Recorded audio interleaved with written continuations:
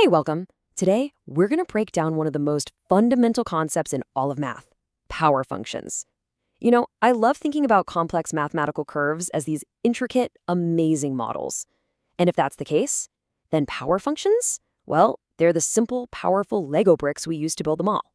So here's the game plan. We'll start with what these building blocks even are. Then we'll see how they all fit into just two simple families. After that, we're going to work through some real examples, point out a few common traps people fall into, and then wrap up with something really fascinating, how these functions literally govern life itself. You're definitely going to want to stick around for that last part. It's a real mind bender. Okay, let's dive right in. We're going to start by looking at the basic pieces that make up pretty much every smooth curve you'll ever see in Precalculus, and way beyond. These are our foundational bricks. So just take a second and think about this. We all know x squared gives us that classic parabola shape. We might even have a feel for what x cubed looks like. But what's the common DNA here? What connects all of these, no matter how ridiculously high that exponent gets?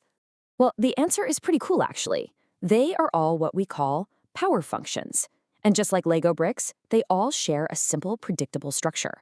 And because of that, we can use them to build things that are incredibly complex. You see, once you understand this one basic brick, you understand the foundation of the whole entire structure. And here it is, the official, textbook definition. A power function is just f of x equals a times x to the power of n. Now that n is our exponent, a positive whole number, like 1, 2, or 3, and it's the part that really dictates the basic shape of the graph. And the a, that's just a constant that kind of acts like a volume knob. It could stretch the graph, shrink it, or even flip it upside down. So, why are we spending all this time on these simple little bricks? Because I'm telling you, mastering them now is going to pay off big time later. When you get to calculus, you'll learn about something incredible called Taylor series.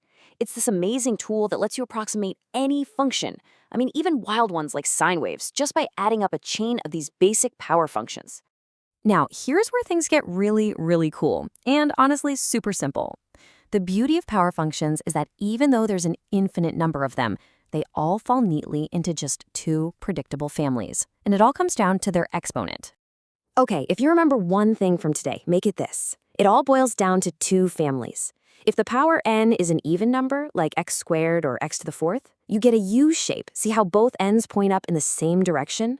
But if the power is odd, like x cubed, you get this S-shaped curve where the ends fly off in opposite directions. That is it. Every single power function has to follow one of these two playbooks. All right, theory's great, but let's get our hands dirty and see how these rules actually play out. We're going to walk through a few examples to really make these ideas stick. Let's kick things off with something that trips a lot of people up. We usually think a higher power means a bigger number, right? But check this out. When you take a number that's between 0 and 1, like 0.5, the higher power, x to the fourth, actually gives you a smaller result than x squared does. And this is such a great picture of the two-faced nature of these higher even powers. In that little zone between -1 and 1, the graph of x to the fourth is actually flatter and squished closer to the x-axis than x squared is. But the moment you get outside that zone, boom, it just explodes upwards, growing way faster and creating these super steep walls. Now let's look at an odd power. Your standard x cubed graph starts low on the left and then sweeps up to finish high on the right. So what happens if we stick a negative sign out front and make it -x cubed? Well, that negative sign just acts like a mirror, reflecting the whole thing across the x-axis. The entire S-curve just flips over, so now it starts high on the left and ends low on the right. All right, time to level up. How can we use all this to solve something a little more advanced, like this inequality? Well, we've got a solid 3-step game plan. First, you get everything on one side of the inequality, so you're comparing it to 0. Next, you factor it. This part's key because it gives you all your boundary points. And finally, you just test the different zones between those points to see where your original inequality holds true. It's a foolproof method for these kinds of problems. So knowing the rules is great, but the other half of the battle is knowing the common traps, right? The places where students tend to make mistakes. Let's look at a couple of the biggest ones so you can sidestep them completely. These are the two big ones. First, just like we saw, that gut feeling that a higher power always means a bigger number.